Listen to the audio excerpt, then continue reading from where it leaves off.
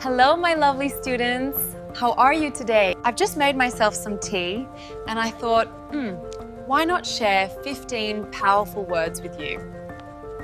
These words are perfect for B2 level English. Let's learn together. You know, I love telling funny little anecdotes. Anecdotes are short, real-life stories. For example, last week my cat jumped into my neighbor's car, that's a true anecdote. My grandfather restored this old book, and look how beautiful it is now. Restore means bring back to original. This color really appeals to me. Appeal means something is attractive. I'm excited about the prospect of traveling to Spain. Prospect means the possibility of something good. I'm convinced this tea is the best I've ever had. Convinced means completely sure, much stronger than just sure.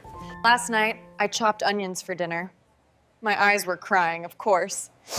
Chopped means cut into small pieces. I have vivid memories of my first day at school.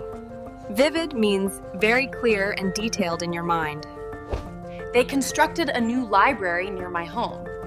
Construct is just a more formal way of saying build. I was alarmed last night when my phone rang at 3 a.m. Alarmed means shocked or worried. This is from another era, the time of vinyl records. Era means a special period in history. I attempted to juggle yesterday, Valet, and I failed. Attempt means try, especially something difficult. My friend was showing off his new phone all day. Showing off means trying to impress people.